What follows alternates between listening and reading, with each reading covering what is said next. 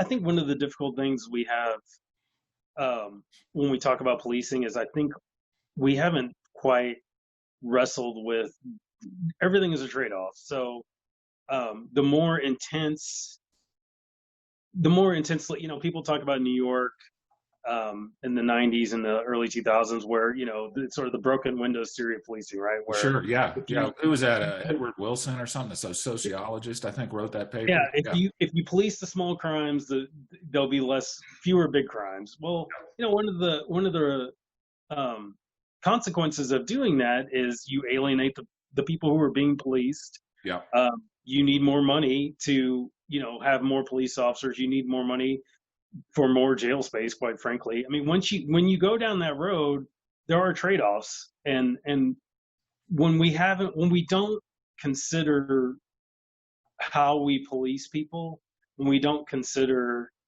and that could be from either end of the spectrum, right? I mean, if you know we've had situations, again,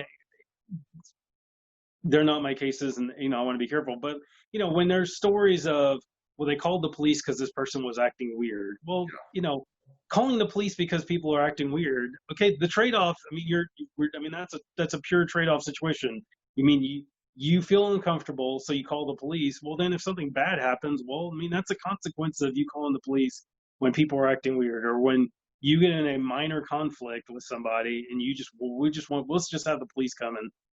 We're having interpersonal conflicts, and the first resort is dial 911. Well, I mean, there are costs to that, and yeah. one of the costs is bad things sometimes happen when you do that. And so, we're asking police officers to do more. In a way, I mean, we ask police officers to do things that they weren't trained to do. We ask it right, and so my view on that sort of thing. You're exactly right. Every institution, it's like some people will say, "Well, the government spent too much money on that, therefore the entire government is bad," or they'll say this corporation did something they shouldn't have done, therefore corporations are all bad.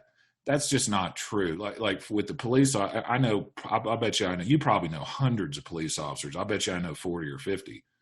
The vast majority of the officers that I know went into policing for the right reasons, and they are still in it for the right reasons, and they're upstanding people that have a very, very, very difficult job that they don't get paid enough to do. And so to me, it's not so much about the individual officers. It's more about the incentive structure we set up. For instance, I still don't understand, as somebody who has studied the Constitution a little bit, I don't understand how civil forfeiture is legal. And civil forfeiture is where if you're basically suspected of being involved in certain kind of crimes, they can just take your property without you being convicted.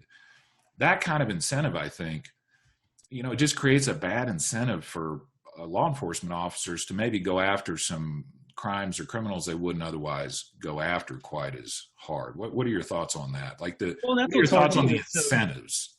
Yeah, and so what's interesting. What I always so I actually did some civil forfeitures a decade or so ago.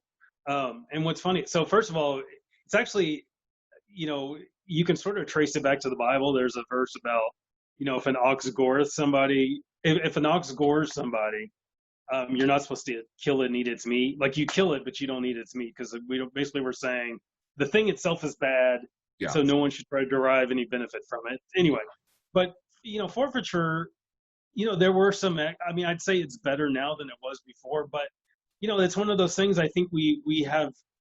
Again, it goes back to trade-offs. Like, there's a lot of money for police agencies in civil asset forfeiture, and you can go back and watch hearings before the legislature about the issue, and every now and then somebody will basically say something to the effect of, well, if you take civil asset forfeiture away, you're going to supplement our budget to the amount that we were getting from civil asset forfeiture. And then all of a sudden, everyone kind of looks at each other like, oh, and so it basically just becomes, it's almost like it's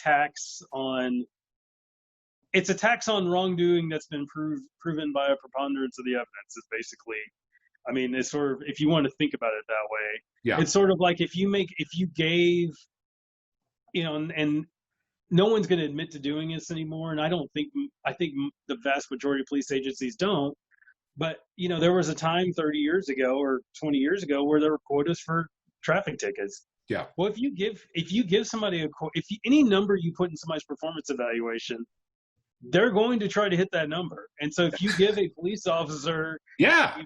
if you give a police officer, hey, you need to arrest X many people, or you need to write this many tickets, by the nature of your employment, you're going to shoot for that number. And if you tell a police agency, hey, we're gonna fund your agency all but $2 million, you're gonna have to find this $2 million somewhere else. Well, you've incentivized them to find $2 million somewhere. For sure. And one case might be, hey, if we join a federal task force and stop 18-wheelers on I-20, maybe we'll get lucky and hit the jackpot. And so, but again, it goes back to, what is it, we need to decide what's important and what we want to be. And again, there are trade-offs. One of the trade-offs to, hey, we're taking drug money off the street is, well, somebody might be completely innocent or just not guilty, and we took something from them. We took their car, or we took, a bunch of cash that,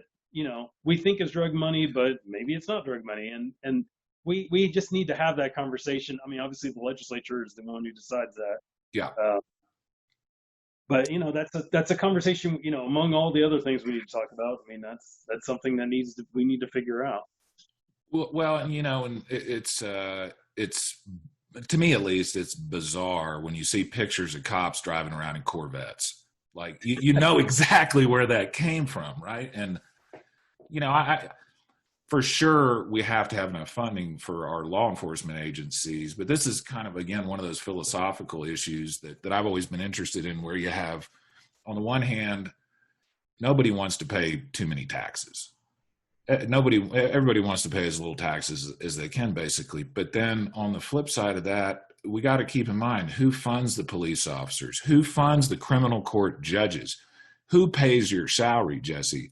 Who pays the teachers? It's us. It's the collective taxpayers. And so it's that balancing act between, when people say, oh, the government is bad, we shouldn't pay taxes. I always think, are you saying the military's bad? Are you saying prosecutors? Are you saying, no, of course that's not what they're saying. But that's the government. And so we have to make a decision as a society, how much are we going to fund the police officers? Like, if we really want the best officers, we're going to have to pay for that. I mean, we have to pay for training. The money has to come from somewhere. And so right now it sounds like what you're saying is some of the time it's coming from civil forfeiture. Or part of it. Yeah. Part of civil asset forfeiture funds are used for training, equipment, and obviously no one's going to say training and equipment aren't important, but, again, it goes back to, we want people to respect the law. Bad laws make people disrespect the law. And when we have, and I'm not saying, and again, it's not that I'm saying that civil asset forfeiture is a bad law necessarily. What I'm saying is we need to have a conversation about what is it we're trying to accomplish? Is this the way to accomplish it? Is this a road? Because you can have 999. It's like anything. You can have especially when the stakes are high. You can have 999 events that go smoothly. You can have 999, civil asset forfeiture cases that are righteous. Yeah. But it's the one where, the police department takes somebody's money, we had scandals 20 years ago where it was basically you get pulled over if you had a bunch of cash.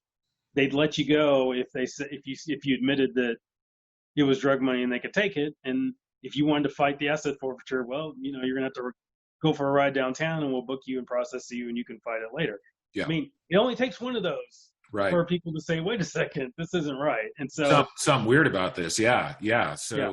And, as trained lawyers and philosophers too, I guess, the edge cases are always the tough cases, right? It's always most of the time in the middle, things are going to be pretty reasonable, but we're always taught to look at the edge cases, like where does this idea start breaking down?